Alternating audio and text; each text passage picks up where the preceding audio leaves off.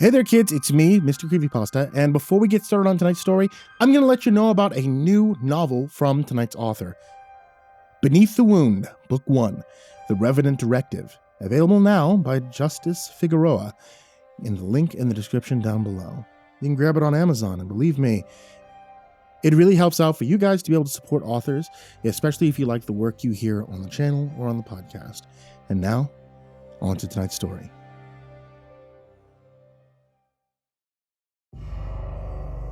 The forecast said, snow showers. That's the exact phrase that got me to throw my pack in the trunk like I was beating the clock on some fun little weekend reset. Snow showers.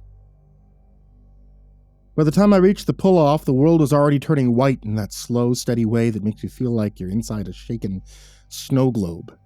It wasn't blizzard conditions yet, just thick flakes and wind that kept changing its mind. Kind of weather where you can still hear your own boots in the powder and convince yourself you're fine. I signed the trail register with a pen that didn't want to work. My glove made my handwriting look like a toddler's. There was one other name above mine from earlier that morning. No notes. No back by sunset. Just a name and a time that felt too early to still matter. The first half mile in, I started second-guessing myself, not because I was scared, because every tree looked the same. Snow eats landmarks. Trail blazes disappear when they got frosting on them. Tracks turn into soft dents, and then into nothing. Your world shrinks to whatever your headlamp hits, and mine wasn't even on yet. I kept going away because that's how I am. If I've committed to something, I'll drag it behind me like a bad decision on a leash. I picked a spot the way I always do, not too close to water, not in a low pocket where cold air settles, not under dead branches. A little rise off the trail with a couple of thick trunks to break the wind. Nothing dramatic. Just a place that looked like it'd still be there when I woke up. Setting up in the snow is never graceful.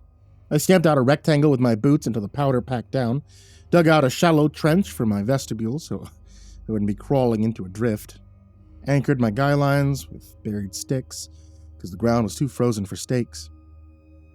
My fingers went numb halfway through. I told myself it was fine because I had a sleeping bag rated way colder than this, and a stove, and those little hand warmers that smell like pennies when they would heat up.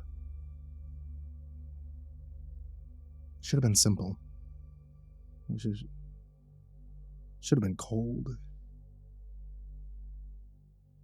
While I worked, the woods kept doing that thing where it goes quiet in patches.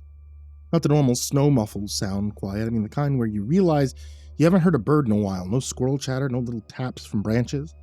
Just wind and the soft hiss of snow landing on nylon. The first time I noticed, I actually stopped. And I listened I expected someone to clear their throat behind a tree, you know. It's nothing.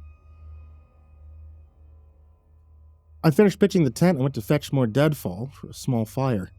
Not to be dramatic, you know, just because fire makes the dark feel less personal. That's when I saw the tracks. They weren't mine. I mean, mine were boot-shaped, you know, predictable. These were longer, like someone had taken a shovel and dragged it, toe first. A single line of impressions deep enough to show wet under the powder, each one spaced too far apart to be walking normally. I followed them without thinking. 10 steps, 20. They went in a straight line between two stands of pine, and then they stopped at a scoured patch where the wind had polished the snow down to hardpack near exposed stone. No clear turn, no tidy return trail, just the last drag mark faded into a surface that didn't hold detail, the way fresh powder does.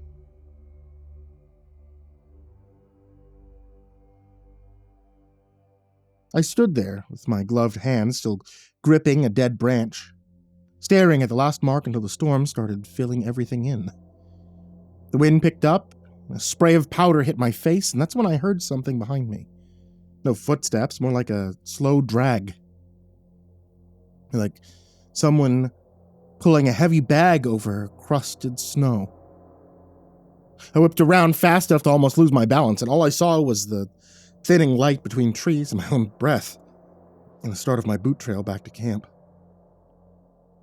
The dragging sound stopped the second I turned. I did the thing you're not supposed to do. I called out, "Hello?" My voice sounded wrong, like it didn't belong in the woods. No answer, of course. I told myself it was a branch. A deer. The wind moving a downed log, anything that fit into the normal world. Then I noticed something I hadn't the first time.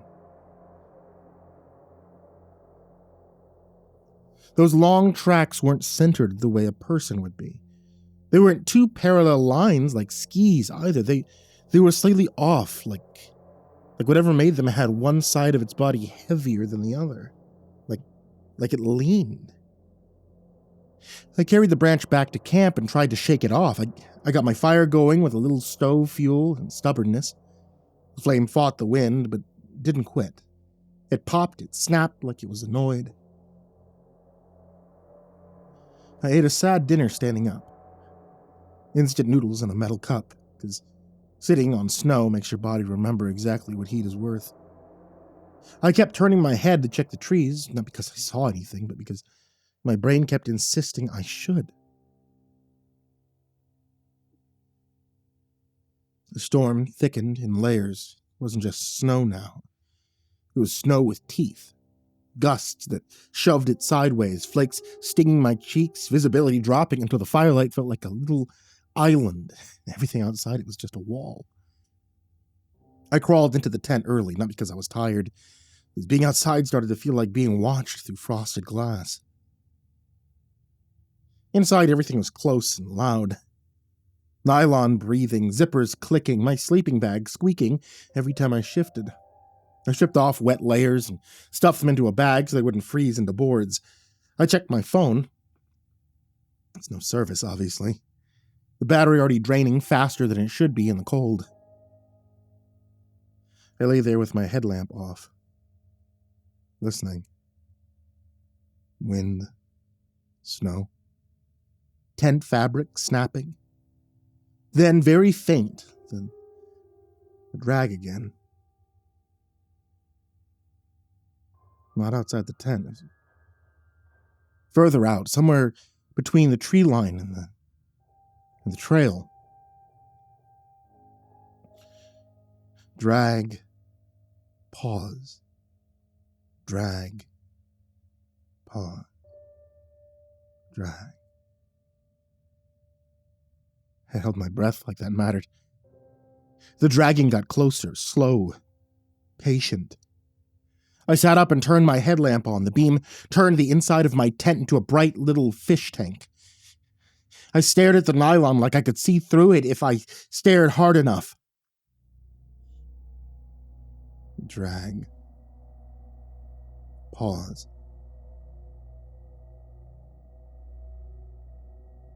And something touched the outside of the tent.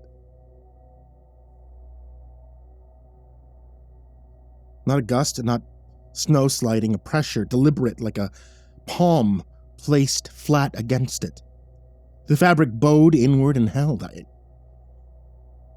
I didn't move. I don't mean I stayed calm. I mean my body went rigid in a way that felt automatic. Pressure slid just a little, like whatever was out there was feeling along the seam. It stopped near the zipper. I grabbed my knife. I always carry a small, fixed blade for camping stuff, cutting cords, shaving, kindling. It looked stupid. in my hand suddenly, like bringing a pocket knife to an argument with weather. The fabric at the zipper pulled, not the zipper itself, the fabric around it, like fingers trying to find purchase. I didn't think. I lunged forward and shoved both hands against the door, pushing back from the inside, tried to keep whatever it was from getting any leverage. For a second, there was resistance. Real resistance. Something solid. But then the pressure vanished. The tent snapped back into place. Silence.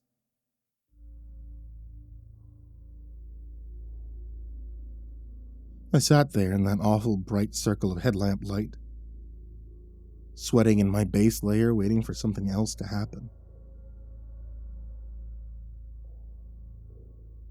Nothing happened. And that was worse, right? After a few minutes, I forced myself to breathe normally. I clicked the headlamp to red mode and unzipped the door just enough to look out. Snow blasted it immediately, cold and sharp. I squinted into it. The beam of my light got swallowed fast. Just a short cone before it dissolved into white. I couldn't see anything. But I could see the marks.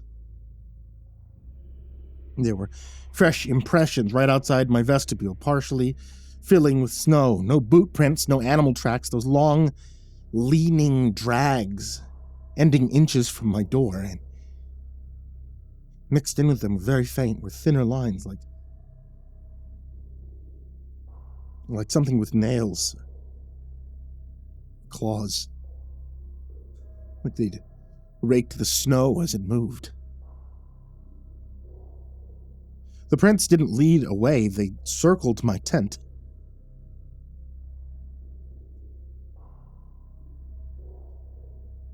Not a clean circle, more like it had paced around, stopping, staring, doubling back, then pressing close again. I zipped the tent shut so hard the teeth snagged. And that's when I heard it. A sound that made my stomach drop because it was trying badly to be familiar. It was a voice. Not a word, not a sentence. Just a low, throaty attempt at the shape of a human sound. The way a parrot can mimic a laugh without understanding it.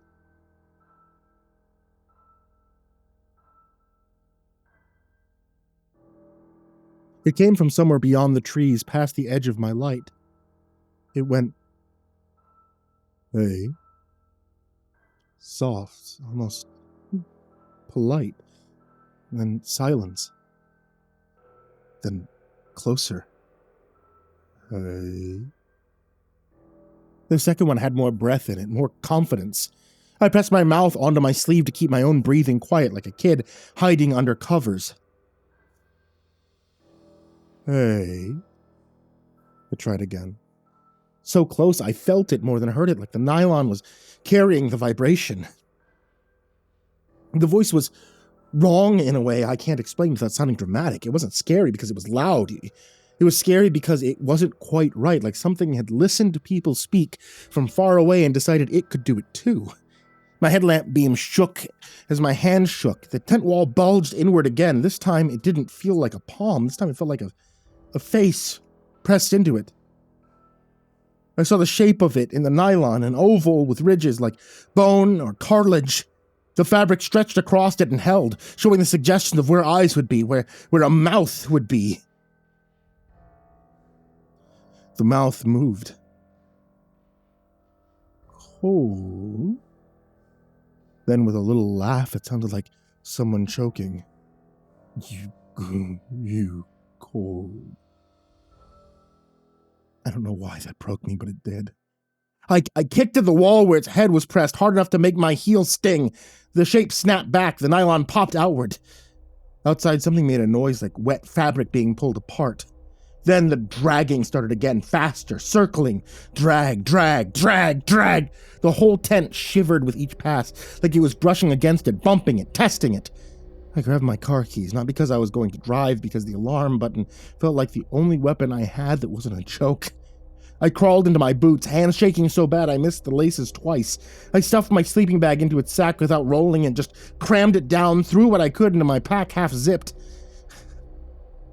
I had one thought, clear and bright in my head: get to the car. The storm was thick enough that I couldn't see the trail from my tent. I had to follow my own boot line by feel, like reading Braille with my feet.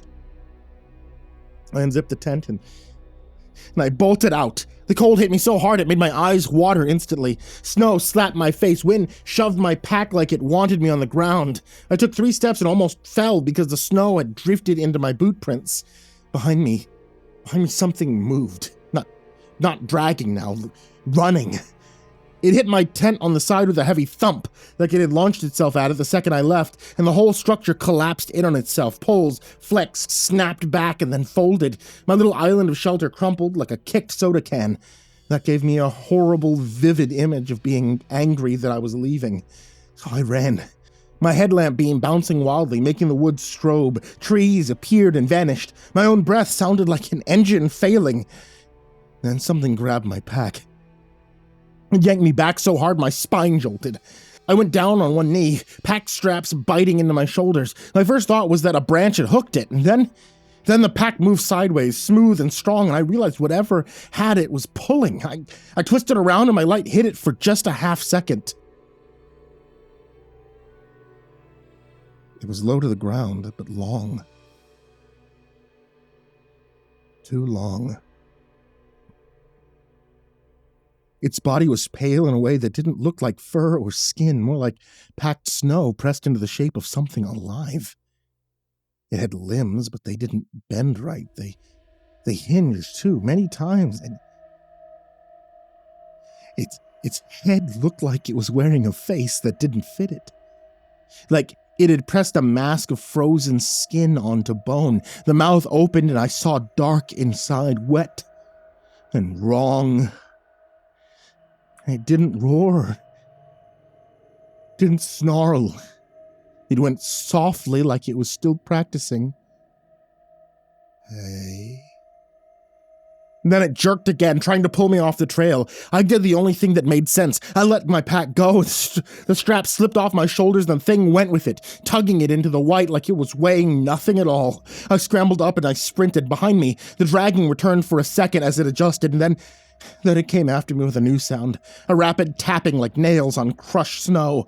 I could hear it gaining. My foot punched through a thin crust, and I went down hard, my shin smacking something buried beneath. Rock or root, I still don't know. Pain flashed hot and then went oddly dull.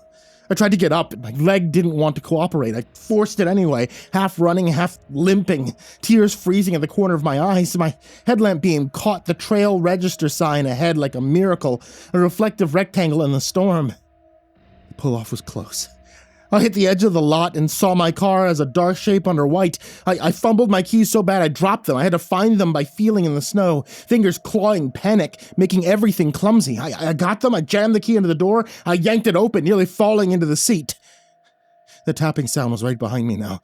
I slammed the door, the car rocked. Something hit the side hard enough to make the whole damn frame creak. I locked the doors out of instinct, like a lock meant anything against whatever that was. The windshield was already frosting, snow plastered against it. I turned the key and the engine coughed once, then nothing.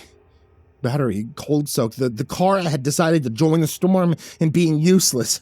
Another impact, this time on the hood. I looked up to the windshield and saw the shape on the glass, inches away, sliding down slowly. Not a face, not fully, just a pale oval, pressing against the windshield from the other side, leaving a smeared patch where frost melted under it. The mouth moved, muscled through glass. "You cold," it said. Then it made the choking laugh again.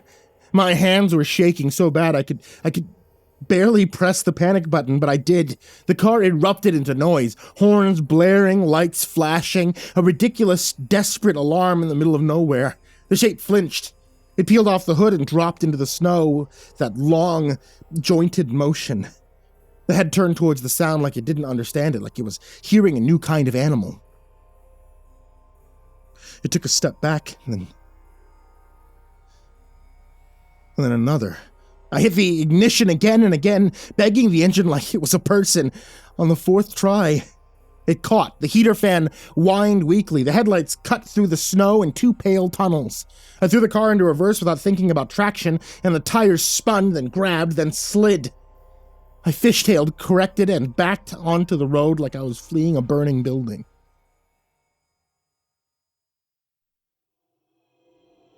In my rearview mirror, through the chaos of white, I saw it standing at the edge of the lot, not chasing now, just watching.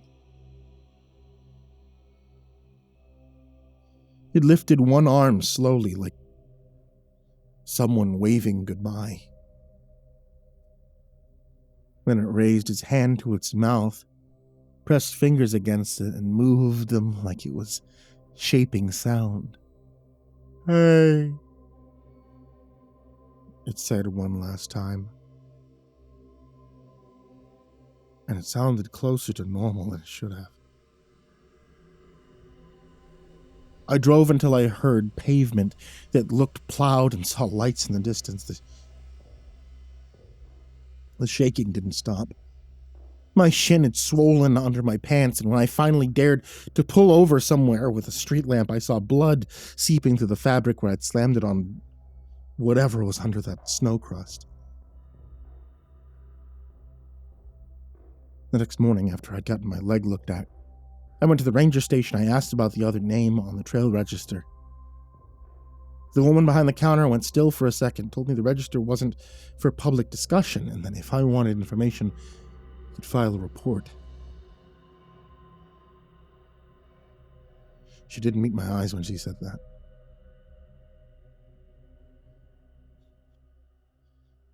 At urgent care, they did an x-ray and told me nothing was broken, then rinsed the cut, put in a few stitches anyway, because the rock had split me open clean through the skin.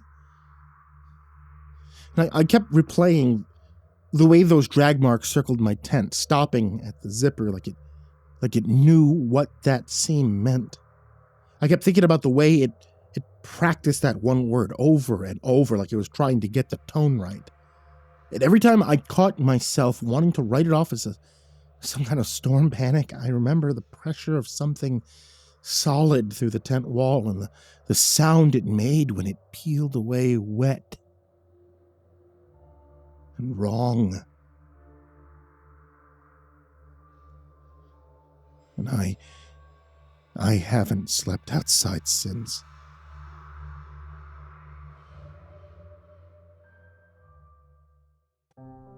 Hey, did you like that creepypasta story that you heard today? I bet you did, because you stuck around to hear the outro. So, if you want to find more creepypasta stories like this, check out the links in the description down below that lead you over to the Creepypasta Collection, Volume 1 and Volume 2. Volume 1 and Volume 2 also have a bunch of stories from some of the best authors I've worked with in the past 15 years, which I think is pretty high praise, seeing as it's like, what, 4,000 stories? That's right, 4,000 stories. Subscribe, you'll see them. But yes, 2 books available, Amazon, link down below, check them out. Also, I want to give a huge thank you to everybody on this list of Patreons. Some of these amazing folks are Diana Kraus, AcidSystem, Blake Rattler, Brandon Mendoza, Brenna, Caltuna, ChicagoHitman, CoryxKenshin, CrusaderChocobo, Dakota Best, Daniel Poulsen, Dante Kinkade, Enchanted Buns, Estebean, Hades' Nephew, Himbo Jerry, Our Minute Second Time, Ingegerd Solstrom, Jay Kearns, Jadis Pet, McMog, Mr. Marcus Blitz, Psychomel, Plant Piz, Red Shadow Cat, Remember the Sun, Salty Surprise, Samara Lynn, Seclude, Simba's Bloody Mojo, Sky Harbor, Smiley the Psychotic, Sully Man, Tolly Sue, Team Leo 76, The Demented Voice in Your Head, The Chavez Brothers, The Ginger Bros, Tommy Walters, Viceroy Scorn, William Wellington, Your Bro Keegan, Zabub, and Shadow Gardens. A huge thank you to you guys, everybody who shows up in the description down below, and as always, folks, sweet dreams.